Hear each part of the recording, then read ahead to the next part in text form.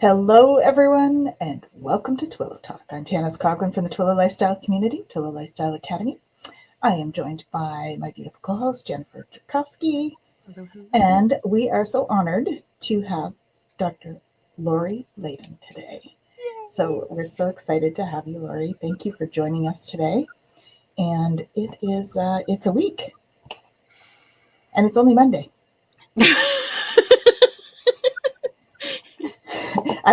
It's actually energetically we're doing okay this week. Our solar flares for the last couple of days. We've had one M class, so nothing too bad. We're a few C class, and our Schumann today is 27, which of course is a little bit higher than baseline. Our baseline 7.8 hertz, and we're at 27 today, so not too bad. We've had up to 80 and actually up to 300 at times, but it goes off the charts every so often. Yeah. So, We're still measurable. We're measurable. When it goes off the charts, it's not measurable. Not reasonable. All of this stuff is happening for us, though, not to us, right? It just depends on your observing and measuring devices as to what the measurement will be. Mm-hmm. This is true. And of course, it's all, whether it's good or bad, it's all what we put on it. So, because all of this stuff coming in is all happening for us. Yeah. Jen, yeah. Let's dive into what's happening in the transits, and then we want to hear all about you. Yeah. All right. So let's see. As of the 14th, so we're a couple days in until the 19th, we've moseyed on along into the gate 11. All right. And the gate 11 is the gate of peace, but it's also the gate of ideas. And it's about stimulating reflection. But what we're looking at here is moving from the shadow of obscurity into the siddhi, or the enlightened state of light. And we do that on the path or the gift of idealism. So what does that even look like, right? What we're looking Idealism? Is that like that perfectionism? No. This is what's beautiful, right? And we talk about this all the time too, right? Semantics. The meaning that we give behind these words makes a difference. Exactly. Right? So we look at obscurity, and what we're looking at is getting lost in the miasma, right? Getting caught up in the mind and all the details and all the beliefs and everything that comes in that tries to get us to focus on it instead of what's real and true.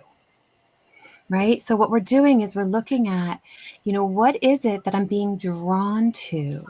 What systems, what things are out there that are promising me light, but don't necessarily direct me to light? Right? And really recognizing where that divide might be, because if I'm getting caught up in things that the mind is just playing with, I'm getting lost in that obscurity. Right? And so we end up diving into these kind of wormholes of things that, promise this idea of at some point we're going to come into the light. But if we're looking at these things as the thing is what's going to get us there, as opposed to that going inside and getting there through ourselves and through what is true for us, we need to notice that. Right? Because as we move into idealism, it's beautiful in the sense that what we're looking at is not perfectionism, like you were talking about. It's really about creative self-enriching process. What does that look like? What does it look like to recognize that consciousness and what we are is actually part of everything in the universe, and that we're not limited by a belief or a thought. We're not even limited by what we think is happening in our body, right? We recognize, and we can get into the whole metaphysics of it and everything else to dive in. But what we're really looking at is that connectedness with all things. And so if we want to explore what is idealism and how do we move into that light space, the energy right now is helping us to move from getting caught up in the mind and allowing ourselves to go inside so that we can live, oh, the computer likes that, the full expression. And She has the magic screen. She does all sorts of fun stuff over the course of the time. I like the heart one. It's nice. of what is meant to move us forward, right? So just notice if you're getting caught up, right? So it says for the victim state in this is the victim of beliefs. So am I fantasizing about something that I have no intention of going inside and bringing forward, right? I'm just getting caught up in the idea of it. Or am I getting so caught up in the minutia that I'm missing out on the purpose of it? Right? So if that is what's happening, just notice that, because we have the ability to open to that light, but we do it not by finding all the things out here to get caught up in, but by going inside and recognizing who and what we're doing. Okay? Now we're going to... Your sound is doing something funny today, Jen. My sound is doing something funny? I think so. Anyway, that's interesting. I think your internet, it might be just the internet. I can put in my earpiece and see. Normally that doesn't like my earpiece, but we'll see. Sometimes it does. Sometimes not. Let's say hello to a few people while you're sorting that out. So we want to say hello to Kaylee. Hey, Kaylee. Happy Monday. We did readings on her show yesterday for Woo Wonderment. Yeah, it was lots of fun with Tarot Stash, Gerald from Tarot Stash. And we have Catherine. Hey, welcome home, Catherine. I know that she's been out and about, traveling all over. That's her mom. And Jonathan. Hey, Jonathan. We hear you you had a chat with one of our friends today. Awesome. Oh, it's happening with my voice too. Okay. So, internet then, I guess, or StreamYard. Okay. We can hear you though. We're good there now. Hopefully it'll work itself out, guys. Let us know if something happens. But I can hear you now, Jen. Okay, good. Well, why don't we get Laurie to introduce herself? Yes. Let's do that. Oh, we both sound good now. Okay, perfect. Okay. So, Dr. Laurie Leyden. Laurie, we met with the Alliance. Yes. The Alliance for Extraterrestrial Diplomatic Contact. And I was fascinated by your story. So, please tell us what you do. Oh, thank you. Please tell us about what you do and your nonprofit. Yeah. How much time do we have? No, just kidding. We have 50 minutes. So my passions are spiritual mentoring and trauma healing, which I've had the privilege to do around the world. And I don't think that you can do healing work without transcending your traumas. And I also believe that the seeds of our destiny arise as we heal those traumas. So my work began by wanting to find more easy and elegant ways to heal my own traumas, because I went the traditional route and I found it rather painful, really, and the various traditional therapies. And so I went in search of what were the more elegant ways to help people heal. And I like to say, of the hundreds of thousands of dollars I've spent on every kind of healing program known to man, woman, and extraterrestrials, which is appropriate for this program, I actually, after a near-death experience, asked to receive a healing modality that would actually help people. And so 20 years ago, after a near-death experience, I downloaded what's called the Grace process, and it's now kind of burgeoned into what I call the Embodying Grace Heart Map, which is based on 3 different pillars. And the first pillar is somatics, which Jennifer's description of what's happening with the transits weaves beautifully into my work. And so I believe we're hardwired for divinity, and that heart wiring is in our physiology and in our ability to regulate our physiology so that our heart, brain, bodies are optimized to access that human divine genius. And then I have these 5 stages of embodied grace that show us where we are on our spiritual path and where we want to be. And I don't know if you ladies had any kind of map or guide when you started your spiritual journey, but I certainly didn't.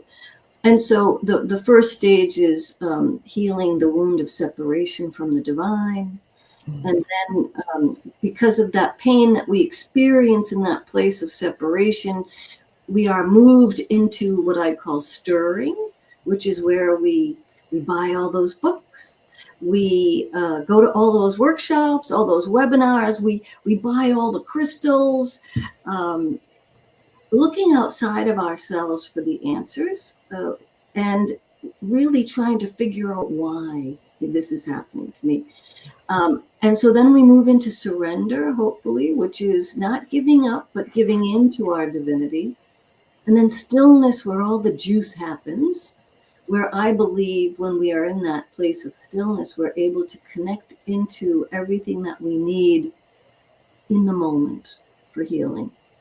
And then synergy, which is actually a little bit about what we're doing today, which is when we have that internal synergy, we're able to find and attract those external synergies of people like yourselves, that we share the same passions for healing.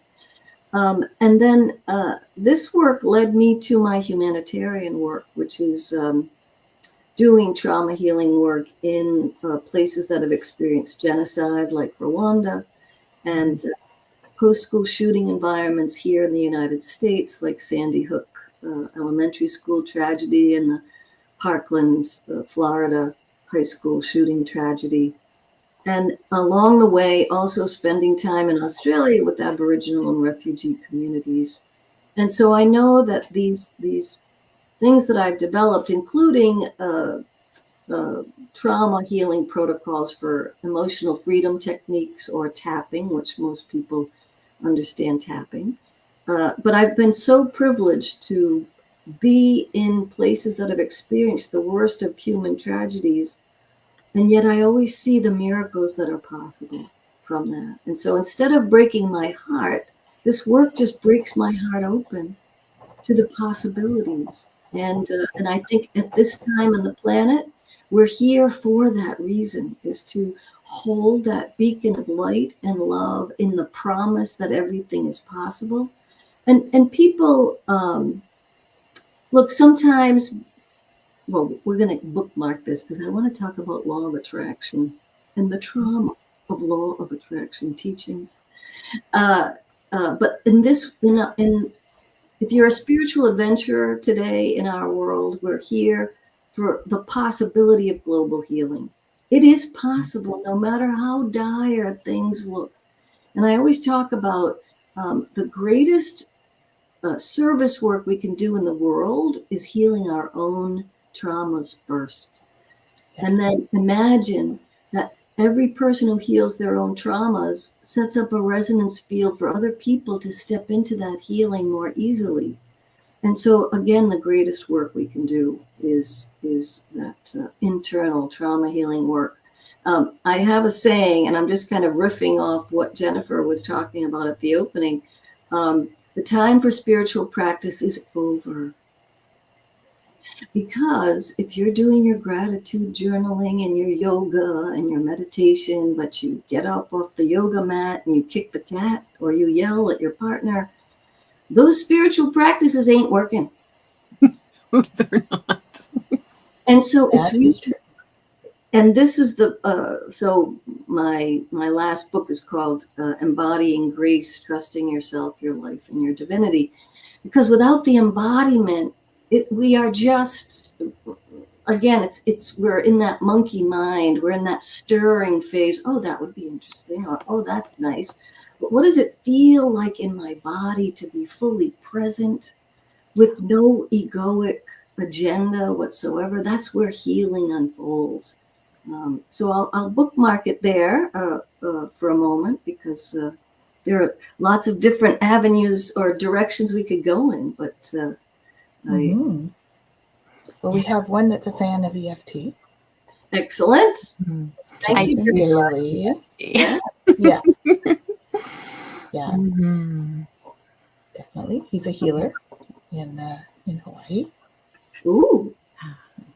It's true. There's many different ways we can go with this. And I love that you have it in those 5 simple steps, right? And I always say to clients, it's simple, not easy, right? We look at it and we go, okay, I get it. It's simple. But now what, right? What do I do with this? We talk about, not step number 1, healing the wounds of separation. That's simple to say, but holy moly, is that not complex and messy usually in terms of what that actually entails. And there are stages, and then there are states. So, for example, I can abide in the stage of surrender and stillness, but I can be triggered by a circumstance or an issue right back into separation and stirring. But my body's going to tell me, am I an ego or heart? And when we're in our egos, we've got that monkey mind going on, where breathing is very shallow. Our muscles are tight. But when we're in our hearts, where the breathing is expanded, our bodies are relaxed, and we're in that receptive mode. Yeah, absolutely. Jonathan agrees. Excellent. Yeah. Amazing. Yeah. And it's true, right? When we look at the energy of the gate that we're in right now, and we look at this idea of, obscurity, it is that getting all caught up in all of the stuff. And when you think about ego and the monkey mind and all of that, it likes practices and rituals and things to do and to check off on the checklist without actually integrating what it's doing. Feeling it. Mm-hmm. Yeah, that's a piece that I think a lot of teachers will miss when we're looking at that. It's, I'm going to teach you these things, but now you need to actually do it and feel it and allow it to work through you. I used to talk years ago when Louise Hay's book came out, You Can Heal Your Life. At the time, 40 years ago, I thought, I'll just read the pages and it'll go in and that'll be enough. And it's like, no, you actually have to stand in front of the mirror and practice what she told you to practice. Exactly. But that's a lot more complex and involves a lot more reactions. It does. Mm-hmm. That was the first self-help book I ever read. Was that one? Yeah, it was in my teens. Love it. Yeah, I won't say when I found it. You notice I said my teens. I didn't say when my teens were. When the book came out, I was several decades older than you. So there you go. I don't think it's several decades. But we won't get into that. I also love surrender. Right? Giving into your divinity. I mean, it's such a beautiful thing, because again, we look at things all outside of ourselves, right? And instead of recognizing, it's not that we need to put anything more on, so we need to take more off, right? In order to go inside and figure out and understand who and what we really are, right? Remembering the truth of it, that we get so distracted. I call it ADOSO, attention deficit, shiny object. Story of my life. What was that? I love that. The guides contribute too, right? Because they're talking to us too. And thank you. The time frame is not necessarily our time frame. Yes, we were just talking about that before the show, how we get downloads at all the most inconvenient times. Yes. Or we get told, you'll know when you need to know. So Yeah. then that means we don't get to know until we're Until in it's it. actually coming out our mouth. That's often the way. Yeah. Yes. Kaylee says she calls it squirrel Mm-hmm. from the movie. Yep. Mm-hmm. I have called it that too. Well, you know, one of the things, and I would love to get both of your feedback on this, I talk about the way that the law of attraction is taught right now leads to what I consider to be religious wounding. The notion that I create my own reality. Yes, and there are 9 billion people on the planet. There are 9 billion different agendas. There's the sun, the moon, the earth, the sky, the seen, the unseen. There are planets, and there are so many things that are involved in this. And I think we have become so indoctrinated in this, you create your own reality, that's become like a club that we bang our heads over, or that we bang ourselves over the head with when it relates to illness, disease, whatever. Oh, what did I do to create this? No, no, no. In my mind, yes, I understand. I am not a quantum physicist, but certainly science is going to begin to be able to explain so much more to us about the cross path between spiritual and the scientific. But it's so complex. So really what we're left with is I create my own reality based on how I respond to what is unfolding in the moment. And yes, if I have a vibration or a resonance field that is a highest of love, I can attract quote unquote loving experiences. But it's more complicated than that as well, because loving experiences can be a trauma that occurs, and how quickly can you move into a loving space about that. And so I kind of blow people's minds when I talk about that, because I'm so concerned. I went through a trauma 3 years ago, which I did not expect. Did not expect my level of spiritual mentorship, that something could trigger me as much as it did. And I realized at the time, it wasn't that I created this quote unquote reality. It was how I responded to it that made all the difference. And yes, I learned a great deal. And then I remembered that was the year that I said I wanted to expand my destiny to feel every experience of love. Now That sounds Careful loaded. what you ask for. you have to love what is. You have to love what arises. And at that time, I realized just how indoctrinated I was to these you create your own reality things, and to these core issues of there's something bad and wrong with you because you created this. I didn't realize they were so consumed in my subconscious. And so that a lot of that was coming up for healing and recognition as well. It's like, wait a minute. And then also the notion of everything in divine order. That's very complex as well. Yes. Because you can both say that there is a divine order to everything if you choose to see life through that lens. And at the same time, the divine is not up there like stirring up hurricanes and wars and, all this stuff. Mm-hmm. Again, multi-layered complexity. So that means that in order to achieve stillness, we have to really be willing to be in the mystery of the unknown, to be in uncertainty. And of course, the big secret is everything's uncertain all the time anyway. So there's an illusion of control. Exactly. Yeah.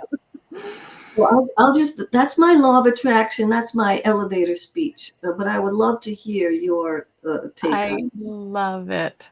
It's the Yeah. big soapbox that I get on as well, because Yeah. I do not think that the way that we look at the law of attraction or manifestation is true to our reality in any way, shape, or form.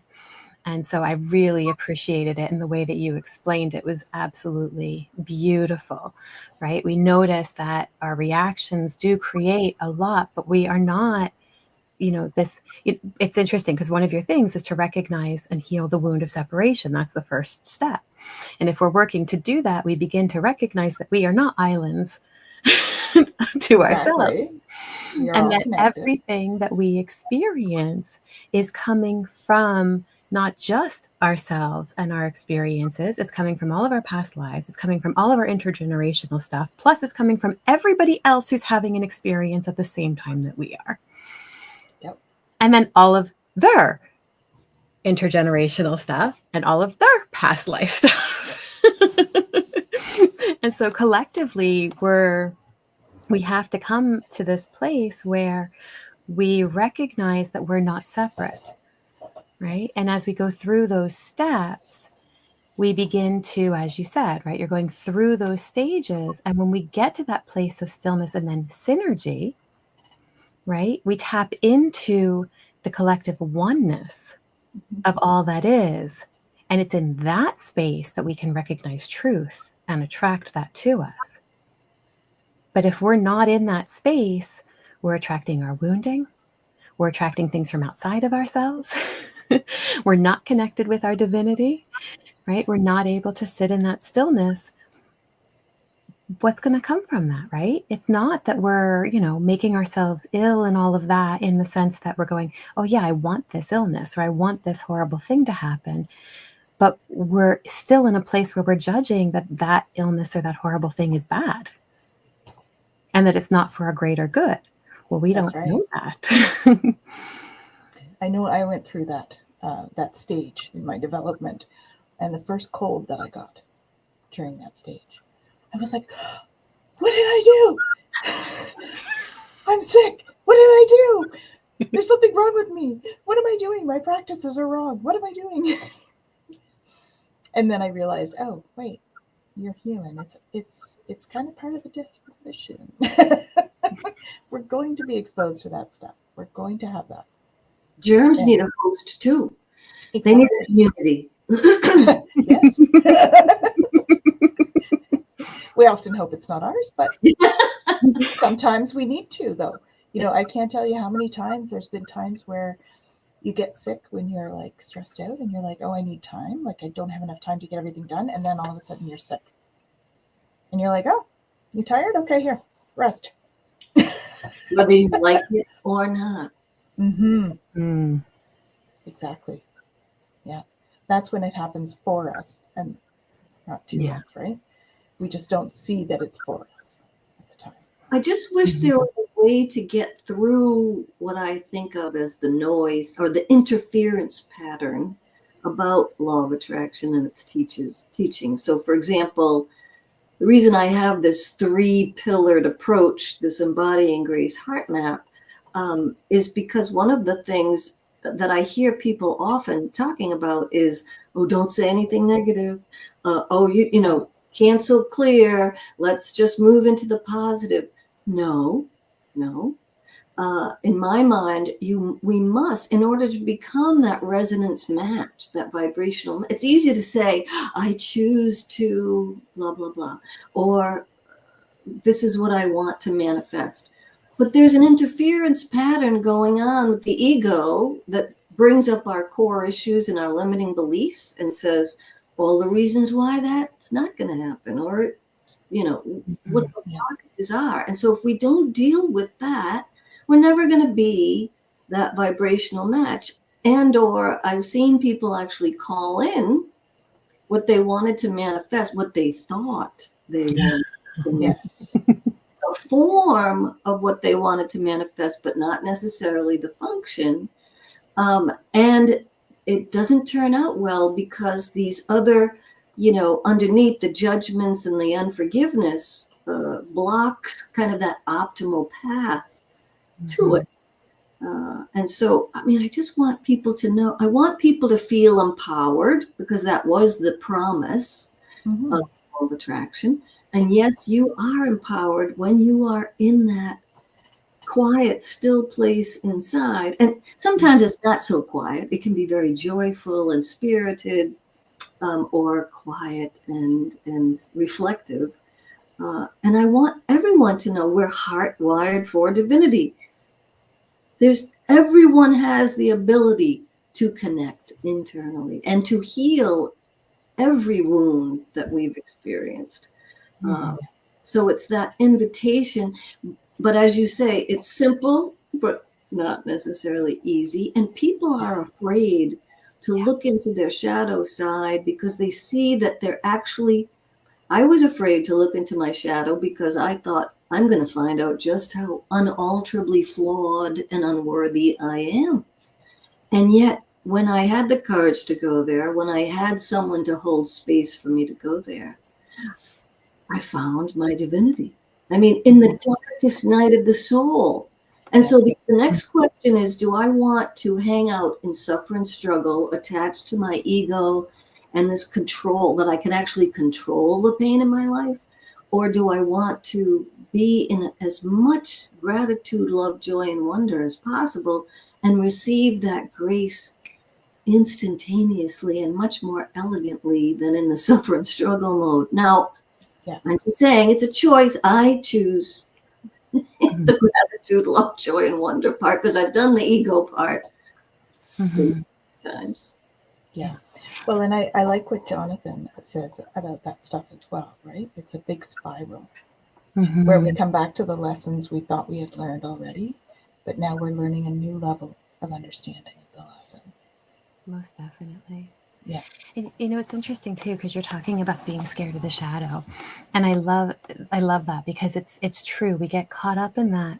But if we recognize that our shadow is also where our genius is, right? It is that divinity piece because it's that part of us that connects us with all of what we are. We can't, have part of what we are. We need to have all of what we are.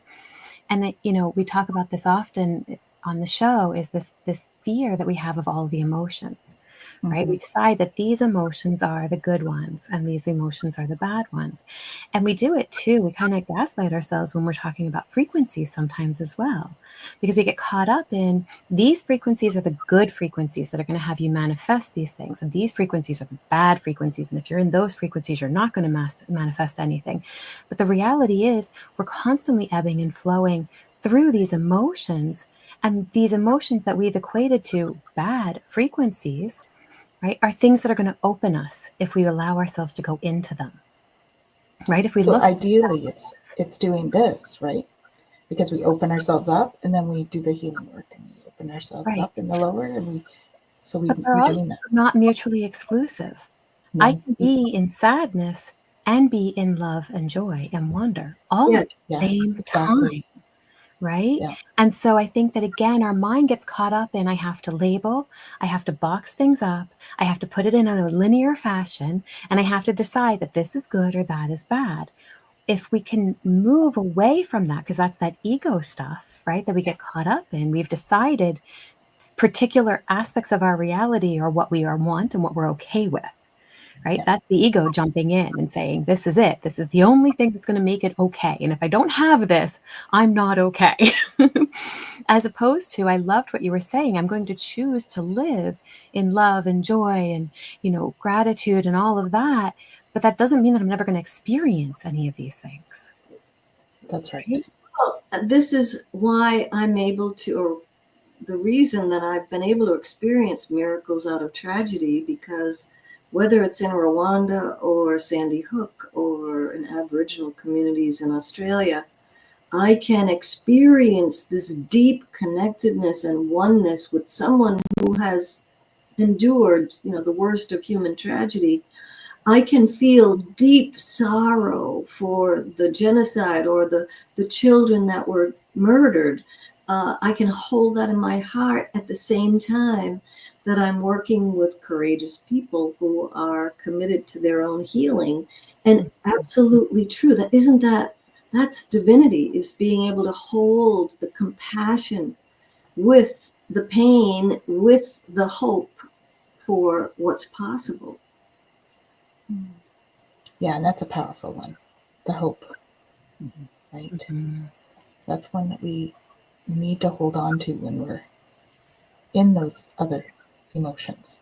It Yes. helps to buoy us to get through those times. And And Jennifer, hope is very much about the faith, right? In the fact that we are all connected and there is that love out there and we can experience it no matter what our situation is. And I think that's a beautiful way to look at it. Sorry, what were you saying? no, that's quite all right. To what Jennifer opened with in terms of the things that distract us, the things that, take our attention, not to make light of anything that's going on around the world, but here, at least in the U.S., people are very divided in politics. I know that happens everywhere, but particularly in the U.S. now, light is being shown on our shadow side as a country for the last 300 years. And people in first world countries very easily get distracted from what they have to be grateful for, and have absolutely very little understanding of what is happening in other places in the world where people are foraging for safety, for peace, for food, for, medications, for all these things that are just day-to-day life, that we are so privileged in our day-to-day lives that I think we really dismiss sometimes the suffering of others, or our righteous indignation is very easily fueled by things that other people might think are less consequential. I don't know. Am I making any sense there? I love it. Yes. You're making perfect sense. Was I politically correct enough? Oh, yes, you were fine. We don't worry about that too much on here, but this is all about the authentic conversation. So stuff comes out sometimes. But also keeping it aligned with what is true for us. We can look at this and we can look at the divides that happen in the world, and we can recognize what perpetuates that. And then we can also look at it and go, how much of that is actually important? Yeah.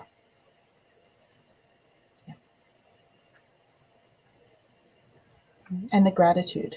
You mentioned gratitude, and that's huge. Right. The more we can be grateful for, those daily things, a cup of tea, all of that stuff. The more we can bring that in. The orphans that I worked with in Rwanda, orphan head of households, orphans of the genocide. I'm talking about kids who are in their late teens, early 20s. And I would do a gratitude exercise with them. And I would give them 3 minutes to come up with everything they had to be grateful for. And this first time I did it, I was with a group of 650 orphans in a high school orphanage, kids who were Hutu and Tutsis. The Hutu parents were in jail for having murdered the Tutsi children's parents. And they had never spoken about it. They live on the top of a mountain with no electricity, no running water, 2 meals a day if they're lucky. Really difficult circumstances, such difficult circumstances that I had to travel up and down the mountain 3.5 hours each way because there's no place to stay while I was up there. But I gave them this gratitude exercise and I timed them 3 minutes. Write down everything you have to be grateful for. And here's the thing. I don't think that I've met one person who came up with more things that they had to be grateful for. They came up with 35 things to be grateful for. One woman said, I am grateful for the gap between my teeth because I see God in the gap between my teeth. Beautiful. So who are we not to have gratitude for so much. But you can make your gratitude lists, but if you don't feel it, if you don't feel the love that arises from that, the joy that arises from that, the wonder that arises from that, then your gratitude practice is not serving you, because it's only in the experience that we are transformed. Yes. Most definitely. Very much. You know, it's interesting. We often will experience the difficult stuff more deeply than we do the positive stuff. Right? And we get very caught up in that, and we have a tendency to say, this is never going to pass, right? But then when we're in the positive stuff, we go, this isn't going to last, right? And we don't even allow ourselves to embody it fully, right? But if we could look at all emotion on that even playing field, imagine what we could experience and how fully we could actually embrace what you're talking about. Well, this is why we get stuck in separation and stirring. It's like there's an infinity circuit between separation and stirring that's just as powerful as the infinity circuit between surrender and stillness. But again, like I think they say, you need to have this. I'm going to mute. Jen has dogs. Well, they clearly liked the conversation. But it takes. We're agreeing very much. There you go. We need to give the same time and attention to the good stuff, to the miracles, to the gifts in every day, in order that they are more important than the grief and the trauma. And I'll never forget, we opened our discussion, I think maybe it was when we were backstage, about hearing these divine messages, right? And I'm in Rwanda with a group of 50 women whose husbands have been murdered and their families destroyed, and they living with AIDS and the impact of torture of the war. And as I was leading a healing session with them, I received, it was like, ask them this question. And I heard the question, I went, seriously? Okay. And so I asked the question, what is it that you want more than your grief and your trauma? Now, how can you ask that of these women who've experienced the worst? And they all said, we want peace in our hearts and peace in our country. So I asked this question of everyone. Who are we not to want? What is it that you want? Because you can't stay in your ego. This is back to law of attraction. You can, unless you deal with the ego, you cannot be a resonance match, because I can't hold on to my martyr and my victim and my self-pity, and not to say that we haven't had horrific experiences and traumas, but I can't hold on to that and receive the healing that I'm looking for. And that's kind of mind-blowing, for some people. It is. Yeah.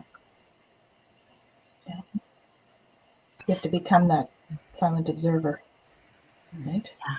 Dispassionate observer. And I know this comes up often with clients, right? To look and really examine, how identified are you? How much of who you think you are comes from these traumatic experiences? And who are you going to be if you release that as part of your identity, right? What does that open you to? The dogs are just being, Dogs. Yeah. So like pulling yourself out of the drama triangle, right? Because we want to play like victim, villain, or hero, and we're stuck in those roles. And that's when we can pull ourselves out and be that observer. That's when we're, okay, I've had enough of the suffering. What else is there? What else is possible? What else is possible? Mm-hmm. And it's beautiful. I love that you're sharing about these really difficult places, because I think that in where we are in Canada and the US, we get very lost in our reality, and we don't always understand that, you know, here are these people who have been through absolute horrors. Mhm. And they're able to look at that and go, okay, I still want more, right? And it holds that beautiful space for us to go, this is possible, right? Even if we've been through horrors here, you know, we have that capacity to also open in that way. Yeah. We've got some great comments here that I'd love to share. Well, this was about the dogs. Yes, they do. They think so. Hi, Mark. It's amazing when you let it go, how much you realize the effort it is that it takes Yes. to carry it. Right.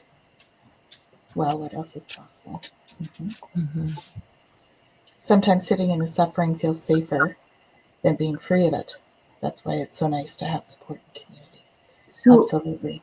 it's so true, because when we look at all of this, right, trauma has gotten us addicted to stress hormones of cortisol, steroids, and adrenaline. Yeah. And we've known those from the beginning of our lifetimes. And so they give us a hit that we're alive somehow. And so I remember going to my therapist at one point, and I said, I think I'm depressed. And she said, why? And I said, because I'm not anxious anymore. I didn't know what it felt like to have endorphins flowing in my body. And I was reaching back for the zzzz, if you will, of the stress hormones. And just like, what do we want more than our grief and trauma? I then had to teach myself to become addicted to the endorphins. And so very much Fogo Pogo, which I want to find out what that means, but it sounds good. Her name is Kaylee.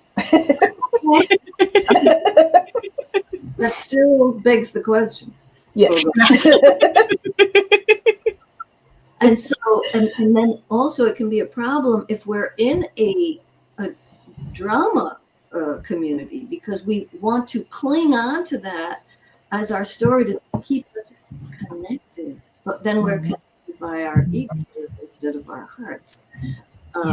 It can feel very familiar. Again, righteous indignation. Doesn't it? It just feels right about something. Oh my God. Like, but we get off on that, you know, instead of the endorphins. Yeah. Well, I remember having a conversation, Jen and I had one at one point, because, you know, this was earlier in my journey, and I was like, Kaylee says there's a story behind Pogo Pogo. But it was earlier on in my journey, and I was working through stuff, and I realized all of a sudden that I wasn't feeling as much as I was before. And I remember saying to her, I'm not like, does this mean I'm not being compassionate? Because with my clients, right, they'd come in and I'd feel their stuff because I'm an empath. And then all of a sudden I wasn't feeling their stuff anymore in the same way. It had shifted. And I was like, does this mean I'm not being compassionate? Like, am I still showing compassion and empathy? Like, it feels really different. And, you know, we had a conversation about the fact that no, I am still being compassionate. It's that I've pulled myself out of this drama triangle. It was the support, not save. Right? Yeah. It was shifting. Well, and I really want to make an invitation to people, you know, around even the label of being an empath, because we all have that compassionate capability. But sometimes, just like with law of attraction, there's been kind of what I consider to be a lack of substance around empaths. Well, I'm an empath, so I'm overly sensitive, so I can't go here and I can't do this. And I'm not trying to be judgmental. I really want people to be invited into a place of being empathic and compassionate. Means you have boundaries, means that you can recognize and feel connected to someone, but not take on their wounds. And that's right. The key. So taking on someone's wounds is neither compassionate nor healing, because now we have two people who yeah. And that was kind of what I came to that conclusion, right? That's what shifted. I was no longer in that kind of space. It was, I can have my boundaries, and it's support, not jump in and save like the hero thing. I'll fix this for you. Yeah, we can't do that. We're all responsible for our own actions and reactions. We're not responsible for anybody else's. And creating a resonance field where you believe in your client, where you are in wonder of your client's divinity and their ability to navigate what they have to navigate on their own space and time, which is not my agenda. And then as a person who's holding space, I'm uplifted. I'm more in that infinity circuit with them because I'm like, ooh, I wonder what's going to pop out of here. Not because I'm creating it, but because the client feels safe enough to go there. Yeah. And then anything is possible. Yeah. Right? One of my favorite things is open and curious. Yes. Can I just be open and curious? Right? What else is possible? Right? Shem says the boundaries are very important. Absolutely.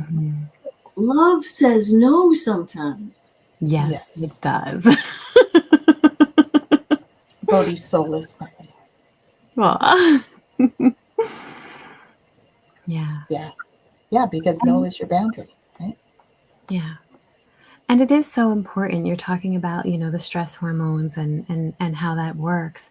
When we recognize that we've lived so long in an activated place, our threshold grows, right? And then we need more and more and more in order to feel like we're in balance. And then when we start to work on it and that goes down, we're not always comfortable with that. Exactly. Right? And we get to a place where we have to actually reset our baseline, right? So that we're okay in a very different state of being. And there's a lot of self-responsibility that comes with this work because we can't blame anybody else anymore for what's going on inside of us and for how we're showing up and how we're feeling. And Don't so you think that happens? it's scary. I have to deal with my own stuff. This journey is the scariest and most freeing thing you can be on. Yes. Right? Because we have to step into taking full responsibility for what's going on inside of us. And that is really, really scary. But it's also absolutely freeing. Totally. Definitely. Yeah, it's the path to liberation for you, right? Self-liberation. Yeah, so Shem says that people won't like no, but it is part of our self-care. Oh, most definitely. And often, even if they don't like it, it's often best for them anyway. Exactly. We're respecting the other person. I mean, I remember along my journey realizing I was not as trustworthy as I thought I was because I didn't say no, and I didn't say when I was angry, and I didn't ask for what I needed in the moment. What a shock, right? Yeah. Oh, I'm so nice. I'm so pleasant. Everybody likes me. Whatever. But the other person doesn't know where my boundaries are because I'm not telling them or showing them. Yeah. Yeah. Yeah. And I love that you talked about the empathy piece, right? That we're not victims of our empathy. Right. No. But we can be if we aren't setting boundaries and we aren't honoring ourselves in that. Yeah. And that's, I want to emphasize too, like we don't want people to slip into self-judgment around where they are at this moment. Right. Where that's concerned, because I think that's a progression thing. As you progress down your path and you progress through the healing, you start to realize these things as we go forward. And it's certainly been part of our programming to be caught in some of this stuff. So, just be gentle with yourselves around all of this as well, please. Because self-compassion is just as important. Yes. And we have to do tough love for ourselves sometimes, but in a compassionate, loving way. It's confusing from time to time. Indeed. Mhm. Indeed. Yeah, Well, we are at our 5 minute. we are. Yeah. So So we at that point, rest. Jen picks a home play card. It's Nice. not homework because we don't want it to be homework. It's home play. Yes. And while she's picking that, I'm going to ask if Oh, there's I don't have anything. to pick it. Oh, Remember, this is our last one. oh, right. We don't have any more after this. We have to look for another. So next week we're going to shuffle them all through again and see what There it we comes go. up with. But yeah, so we use Seeds from the Sacred Feminine. Is our deck. I was, Kaylee. Kaylee says I was faster than her today. She Yeah, sends and I us a had them little out too. 5 minute warning. We're on the ball today, Kaylee. It's good, but thank you. Doesn't happen often, but we usually get in our tangents and there's like no time, and we just keep talking. And All right, so our final card is Gaze at the Moon. Okay. And isn't that beautiful? We just had our full moon. We're coming through. This is a beautiful time for releasing and setting new intention and all the stuff, right? So here we go. I'll read this to you guys. It says, lift your eyes up and behold your ancient grandmother. She is the one who hangs in the night sky. She is the mystical embodiment of the sacred feminine. Grandmother Moon, with her changing phases, is a receiver and deeply tied to the sun, the waters of the earth, and your physical body. What is she receiving right now? Like all sacred feminine beings, her receptive nature absorbs sacred masculine energy to create balance. Have you taken the time to wonder what energy you are sending out? Grandmother Moon is also a sacred reflector. Just like a pool of still water, the moon reflects back what she sees. The pure love of the sun, the struggles on the earth, and the miracles on the earth. What are you creating on earth at this time in history? Grandmother Moon will mirror it back to you. Are you proud of your creations? Take a moment to gaze at your grandmother. Send her your gratitude and let her receive that love. What she receives, you too receive. Help Grandmother Moon show you the miracles of your life instead of the struggles. She is your kin. Remember to send well-being to all the children of earth. Your grandmother will reflect it back to them, and they will receive it when they too gaze at the moon. So it's a beautiful evening to gaze at the moon tonight. And how beautiful is that in terms of, exactly, you can't make this stuff up. Yep. It always so happens. well with our discussions today, right? What are we sending out? What is it that we want in our experience? What are we willing to release? What are we ready to release? Right? And what do we want to hold space for? Doggos. The dogs are waiting to be released. They are. Yes. Mark says every night is a beautiful night to look at the moon. True. Absolutely. Amy says love it. Beautiful. And we also had one here. Stella says she loves learning from us. So thank you. Just as a sum up. And so here's where we ask if you have anything you'd like to share. Are there any projects that you're doing that you'd like to let people know about? Gosh, I have so many projects. But actually, if you are interested in a free gift, which is an ebook about those 5 stages of embodied grace that I spoke about, feel free to go to my website, drloryleyden.com, drloryleyden.com, which Tanis has up here. Also, at the website, you'll find my Create Global Healing nonprofit, and you can watch my documentary for free to see how we nurtured traumatized young people to heal and become heart-centered leaders and be economically sustainable. So all of my passion projects are on that site, and would love to gift you with the 5 stages. Beautiful. Thank you. That's lovely. Mhm. Jen, what have you got going on this week? Well, this is it until Friday when we both have something going on. We do indeed. We are yeah. doing Beyond Being Human support group. Mhm. Do you want to talk about that? Sure. So, Beyond Being Human, if you guys are not familiar with it, we actually just did a launch party. So, you can check out YouTube for either Tanis and I or Beyond Being Humans or on Facebook, and you're going to get to see the launch party and you'll meet the hosts of the different support groups. And the goal is to have at least one support group a week hosted by somebody different in the Beyond Being Human community. And they're spaces for support. They're spaces to open up, share what's going on with one another. And, very much the energy that we talked about today, to hold space for that, for one another on this journey so we can journey together. So the group that Tanis and I are doing is going to be this Friday at 5 p.m. Eastern. And if you're interested, you can go to the Beyond Being Human, beyondbeinghuman.org/support-groups. And you can sign up for it and you'll get the Zoom link.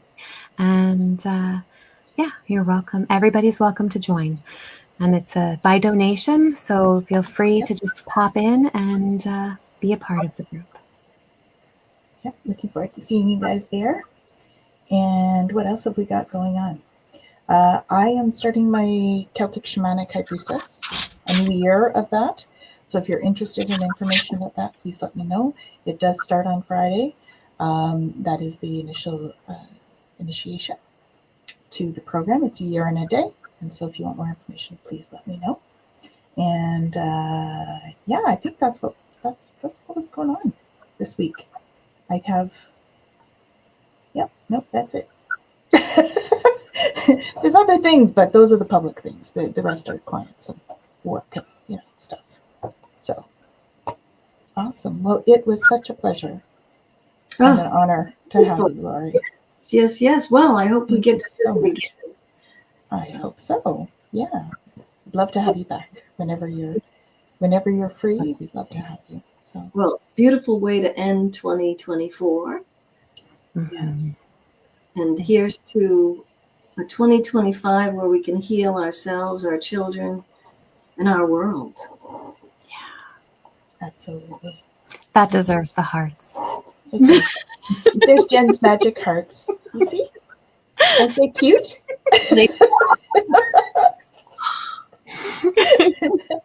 She has the magic stuff. So thank you all for joining us today, and it's always a pleasure. We'll be back next Monday, same place, at same time, and we will look forward to seeing you then. Such a pleasure, Laurie. Thank you so much. Much appreciation.